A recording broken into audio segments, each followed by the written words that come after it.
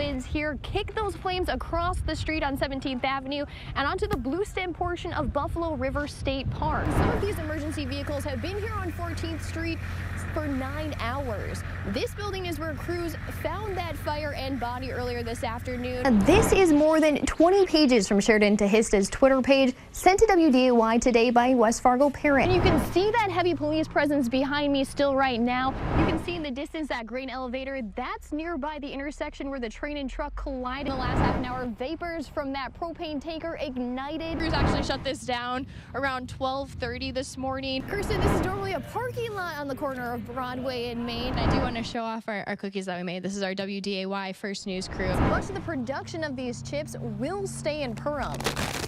That way, Shears will already have a prepackaged workforce already in the bag. Ashley Hunter is being held in the Cass County Jail for the death of Clarence Flowers here at this North Fargo apartment. Hunter's also accused of killing Samuel Trout at this house a few blocks away. I'm Catherine Ross with Postage Problems. I'll tell you about the suspicious activity involving mail in Fargo. Sure, Martin Altenberg can play the violin. And he doesn't just play it, he plays it well. In fact, the Fargo North senior does just about everything well. I'm in cross-country, swimming, track. I'm in orchestra, chamber orchestra, youth symphony. I'm the concertmaster of our school orchestra. I'm a district lieutenant governor of Key Club. And he does just about, well... There's not a math team, but I'm a part of a lot of math competitions.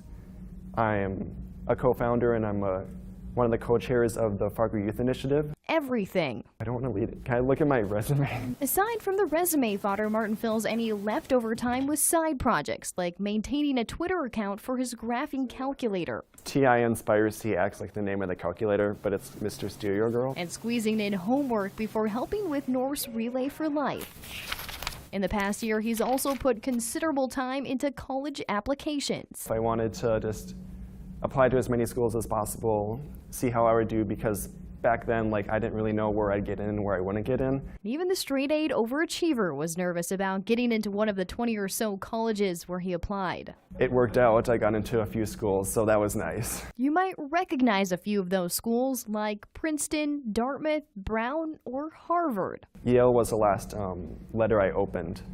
And I was like, okay, if I get into this, I've gotten into all 8 Ivy Leagues. All 8 Ivy Leagues, plus Stanford and MIT. Martin's still deciding where to go, but it's clear wherever he decides, he'll do well. You have a chance to do well in whatever college environment you put yourself in, whether it's at NDSU, Concordia, Stanford, maybe like a school in another country. Now, he's leaning towards either Stanford, MIT, Harvard, or Princeton, and most of those schools are offering him a full ride.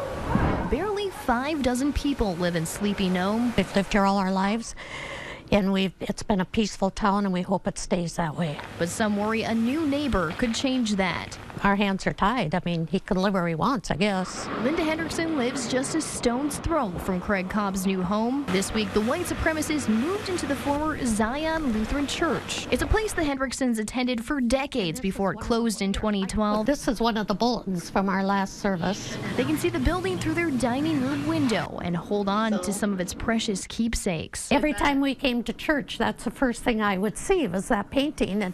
And I said, I don't care what people buy, but that's going to be mine. After it was a worship space, the church changed hands several times before Cobb bought it. Cobb is on probation until 2018, convicted in 2013 of neo-Nazi-style terrorizing in Leith, North Dakota. He tried to turn the small town into an all-white enclave. Since then, several other North Dakota towns and places in Kansas and Nebraska prevented him from buying property, and this purchase isn't coming without pushback. I think everybody deserves a chance. But he has been given so many chances in so many different towns. Is it going to be the same situation here as it has been in the other towns? What seems to be a problem? To Brody Malk, it feels like playing pretend. Look at my house is a disaster. Can you help me fix it? But the games are actually therapy called applied behavioral analysis. The #1 method for working with autism spectrum disorder. You're the best. Doctors diagnosed Brody when he was a toddler. He would scream and scream and just basically not stop screaming. Now 6 years old, ABA is teaching him critical skills. You found yellow and red. Do they taste good? He relaxes, we're able to all sit down at the dinner table. The Mauks consider themselves lucky. Their out-of-state health insurance covers the therapy. But for many in North Dakota, an autism diagnosis is more than just a lifestyle change. They tell you could either leave the state or make some huge life changes. 45 other states require insurance companies cover ABA therapy. And unfortunately, North Dakota was one of the 5 worst states to live in if you have a child with autism. The services are available at places like the North Dakota Autism Center, but out of pocket they can cost between $30,000 to $60,000. The state offers autism vouchers, but there are only a few dozen up for grabs, and the waiting list stretches almost 5 years. Even on the waiver, Samantha Stewart's son used most of the funds for one potty training class. It's not okay. We need to have these things available to these children. Christina McNeil moved from Valley City to West Fargo for specialized treatment. 3-year-old Lennon is on the waiver waiting list. A quirky ritual. I feel like the difference between having services and not having services is their level of functioning and ability when they're adults. The McNeils have been considering another move out of state if North Dakota doesn't start covering ABA.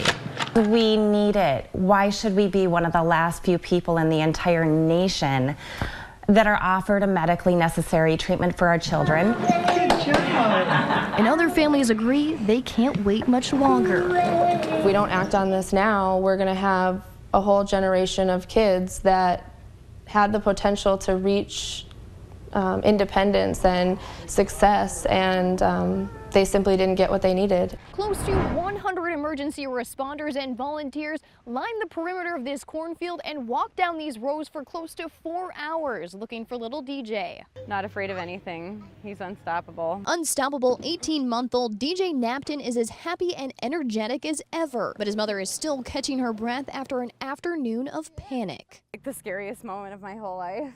Around 11:30 Thursday morning, DJ wandered away from his older sisters in a cornfield near the family's property. Lacey Napton got the phone call at work and rushed home to look for her youngest, fearing the worst. Was on my knees in that cornfield begging God, please don't take my baby. Word of the search soon spread around sleepy Ellendale. Even Lacey's boss at the local grocery store let most of the staff leave their shifts to help. In a small community like this, it's whispered twice and they're there. The emergency management director called in 10 different agencies in what became an air and ground search. Cornstalks tower well above the toddler's head, so drones from a South Dakota Sheriff's Office and private pilots offered their services, while dozens of do-gooders walked through more than 160 acres. People I see in town and don't even know out there.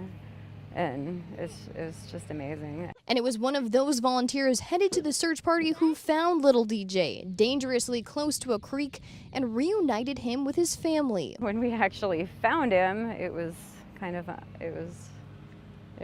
just unbelievable. I halfway expected us to be out there into the night.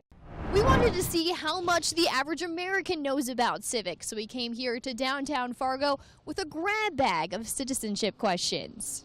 That was one of my favorite subjects in school. I'm really confident. I think so. I think I'll probably get more than half. Even with confidence running high, we start with some softballs. Right next to Ellis Island, right? They're on it, maybe? Yeah, New York City. In New York City. He freed slaves from slavery. Oh, that's right. Women's suffrage, that was one of them, right? Didn't he make like a big... Abraham Lincoln was involved in women's suffrage? Was he? Was he? I don't know. How about something a little bit harder? House of Reps, it's every 4 with every candidacy unless the president gets reelected. Oh my God, this is so embarrassing. I want to say 2. 2 years? Oh, okay, and now I got that one wrong. I was like... She put her face on a dollar coin. Did she do that? Well, she's on it. Hint, Susan B., Anthony. Football is family, basically, especially for Carter. He just made everyone family. Tonight, the Ada Borup family is warming up without one of their own. And before they make their last regular season throws, catches, and plays, they're first remembering a teammate who played a key position on and off the field. Oh, he was a great teammate. Got the team going when we were down and just just made football fun. Carter Peterson is once again keeping his teammates going even though they're down. Number 63 was killed Sunday in a car accident. 3 days later, the school is filled with banners, memories, and friends supporting the Peterson family. And the 16-year-old's second family is demonstrating the teamwork it knows best. It's been an emotional week for the community, the school. I just feel for the parents and the family especially, but these kids are, they just want to do something to help out. T-shirt sales and tailgating donations go to the Petersons. Players, fans, and the field all wearing number 63. And even the rival team is feeling the heartache. Football is family, and if one team loses a son or a daughter, whoever's playing on it, then we all lose a brother.